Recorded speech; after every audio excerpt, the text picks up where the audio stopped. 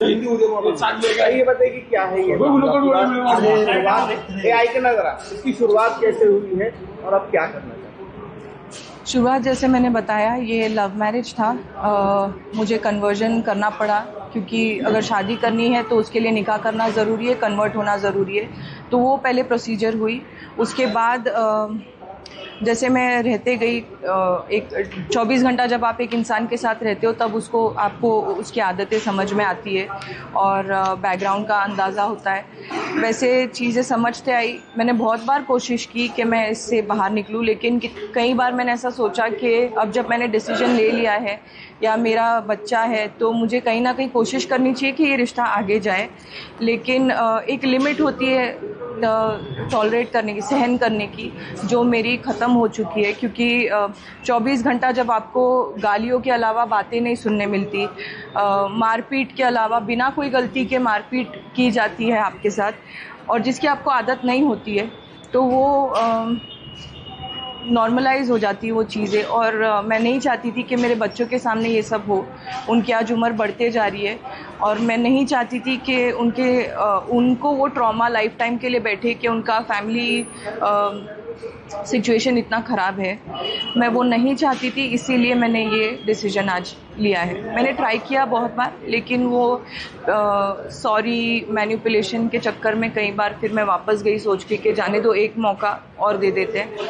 करते करते 10 साल हो गए, लेकिन आज मेरी ताकत ख़त्म हो चुकी है। आपने कहा कि लव मैरिज किया था, लेकिन जिस प्रकार से आपको मैनिपुलेट किया, आपको लगता है कि एक लव जिहाद का एक आपका मामला है? डेफिनेटली है। कई लोग इस पे मना भी करते हैं और बोलते हैं कि जब इसने खुद ही किया है तो आज क्या बोलना।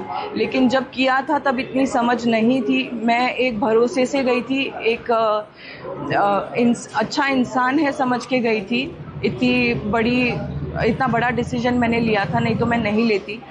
तो ये सारी चीज़ें इस धर्म में डेफिनेटली होती है। शादी से पहले क्या करती थी आप? शादी से पहले आप क्या करती थी? इनके संपर्क में कैसे आए? शादी से पहले जब मेरी शादी हुई तब मैं पेजेंट्री में थी और ट्रेनिंग ली थी। मैंने मास्टर्स किया हुआ है, डिप्लोमा एंड मास्टर्स किया हुआ है एविएशन में। उसके बाद तुरंत जब मैं 20 साल की थी, 20-21 साल की थी, तब मेरी शादी हो गई। और शादी के बाद से लेके आज तक मैं हाउसवाइफ थी, घर पे ही थी। आपकी शादी हो रही हुई थी, आपका लव मैरिज ऐसे कहा जा रहा है, और उसके बाद जो कास्ट थी उनमें आप कैसे गए? शादी निकाह, सबसे पहले तो निकाह हुआ था, जो एक पहला स्टेप होता है उनके धर्म में। उसके बिना आप कोई कोर्ट मैरिज या कोई आपका गिना नहीं जाता है, वैलिड नहीं होता है। तो उसके लिए आपको पहले निकाह करना पड़ता है और उसके बाद कन्वर्जन करना पड़ता है, जब आपकी शादी जायज़ मानी जाती है उनके धर्म में। उसके अलावा मतलब अगर आप वो नहीं करते हो तो आपकी शादी एक जिना मानी जाती है। जो आप कोई भी औरत के साथ कोई भी संबंध रख सकते हैं, उसको जिना बोलते हैं। तो वो ना हो, इसके लिए निकाह किया जाता है। कन्वर्जन होने के बाद भी जब आप थी शादी करने के बाद, कुछ हिंदू आस्थाएं आप अपनी तरीके से कर रही होगी, उसको किस प्रकार से विरोध हुआ और किस प्रकार से आपके ऊपर दबाव था कि हिंदू जो सभ्य आस्थाएं हैं वो ना की जाए? मैं करती थी। मेरा ऐसा मानना था कि कोई भी धर्म को मुझे बुरा बोलना या गलत दिखाना अच्छा नहीं लगता था। लेकिन मैं जो बचपन से सीखते आई हूँ, मैंने बहुत टाइम तक कोशिश की कि मैं वो करते रहूँ। बाद में जब ओपनली उसका विरोध किया गया तब मुझे बंद करना पड़ा, और तब धीरे धीरे मुझे ऐसा दिखाया गया कि दूसरे कोई भी धर्म में ऐसी चीज़ें नहीं है या फैक्ट नहीं है जो इस्लाम में है। ऐसी सारी चीज़ें बोल के फिर मुझे नमाज वगैरह सिखाया गया। मैंने थोड़े दिन नमाज वगैरह भी पढ़ा है। लेकिन इंसानियत ही नहीं है। अगर कोई इंसान में जिसके लिए आप सब छोड़ के आए हो, कोशिश कर रहे हो पूरी, लेकिन वो इंसान में इंसानियत नहीं है, आपको एक प्रोडक्ट के दर्जे पे अगर वो लाके रख देता है तो फिर मन से सारी चीज़ें हट जाती है। और फिर तब से मैंने बंद कर दिया। 4 बच्चे हैं, हाँ। उनके लिए आगे का प्लान क्या रहेगा? उनके नाम क्या है? हिंदू धर्म में लिया जाएगा या दूसरा क्या प्रोसेस? पहले उनके नाम मुस्लिम मुस्लिम के हिसाब से रखे गए थे। आरिस, फातिमा, खालिद और गाजी ऐसे नाम रखे गए थे। जब मैं वापस आई तो मैंने अभी ये उनके ऑफिशियली सारे नाम वगैरह डॉक्यूमेंटेशन के लिए स्कूल्स के लिए मुझे चेंज करने पड़े, और वो मैंने करके लिए ताकि उनको ये मालूम रहे कि वो किस धर्म के हैं।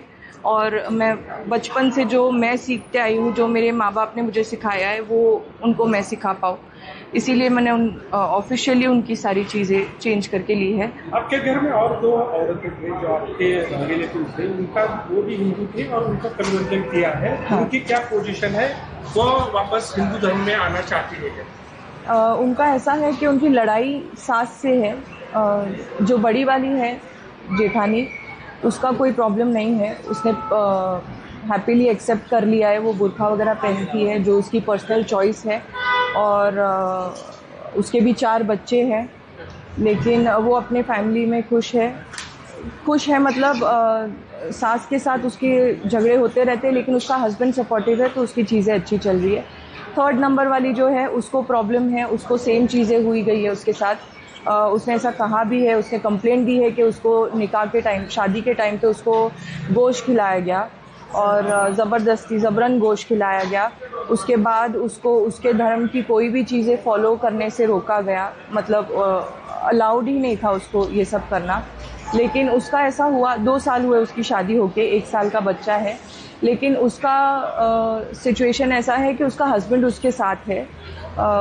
तो उनकी लड़ाई जो है वो सास के खिलाफ है, मेरी जो लड़ाई है वो सास और हस्बैंड के खिलाफ है। नहीं, लेकिन आपकी जो सास है उन्होंने कहा है कि आपके जो आरोप है वो बेबुनियाद है। उन्होंने कहा है कि ऐसा कुछ भी नहीं, और आज भी आप उनकी जो है वो बहू है। ये जो वो करना चाहती है, और जो इंटरव्यू मैंने 1-2 देखे उनके आज, ये जो करना चाहती है वो सबको दिखाने के लिए कि ऐसा कुछ नहीं है, क्योंकि एक तरफ उसकी 3री नंबर की बहू भी उसके खिलाफ खड़ी है, एक तरफ मैं भी उसके खिलाफ खड़ी हूँ। तो कहीं ना कहीं उसको एक को हाथ में रखना ज़रूरी है ये टाइम पे, क्योंकि उन पे ऑलरेडी बहुत सारी केसेस चल रही है और सिचुएशन उनके तरफ से बहुत ख़राब है। इन सारी परेशानियों से बाहर निकलने के लिए कोई हिंदू संगठन ने आपको मदद की? हाँ, मुझे, जैसे मैंने बताया, मुझे हिंदू समाज ने बहुत मदद की। जैसे अपने मिलिंद देगबोटे सर हो गए, मैं उनको अपना गुरु मानती हूँ। समीर सर हो गए, समीर कुलकर्णी जी, और मेरे भाई कुणाल साठे जी, और उनके सभी कार्यकर्ते, इन्होंने मुझे बहन के नाते, उनको मेरी तकलीफ़ समझ में आई, इसीलिए उन्होंने आज तक ये पॉइंट तक वो मेरे साथ खड़े हैं। आखिरी सवाल ये है,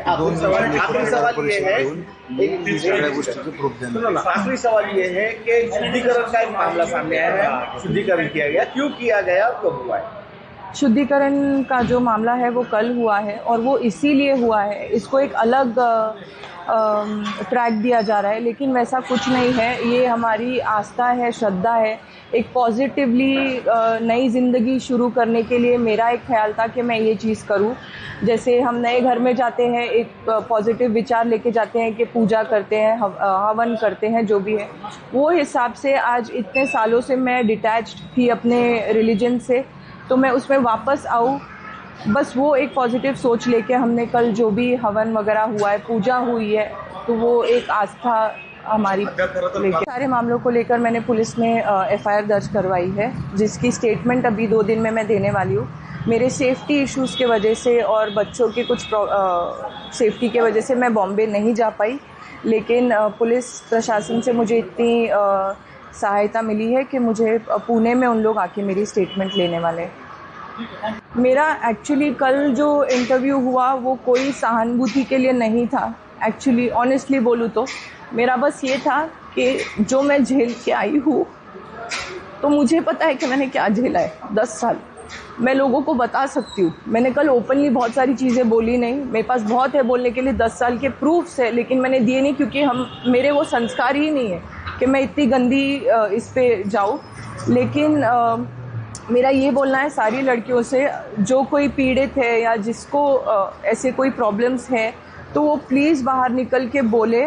उनके सपोर्ट के लिए बहुत सारे लोग हैं जो उनके लिए खड़े हैं, तो वो बाहर निकल के बोले। इससे दूसरे लड़कियों को, औरतों को इंस्पिरेशन मिलेगा, कहीं ना कहीं ताकत मिलेगी, और लास्टली मैं ये बोलूँगी कि कोई भी इंटरव्यू पे जो कमेंट्स आते हैं, नेगेटिव कमेंट्स आते हैं, उनको मैं ये पूछना चाहती हूँ कि कहीं अगर आपकी माँ या आपकी बहन ये जगह पे होती, आज 10 साल उसने जो सफ़र किया है, उसने किया होता तो आपकी क्या उस पर राय होती, ये मुझे जानना है आप सबसे। मुझे आपके कमेंट से कोई फ़र्क नहीं पड़ता, क्योंकि शंकर जी को भी विश का हो तर मला कॉमेंट्स अनेक वेगवेगळ्या प्रकारचे कॉमेंट येत आहेत, ट्रोल केलं जातं आहे.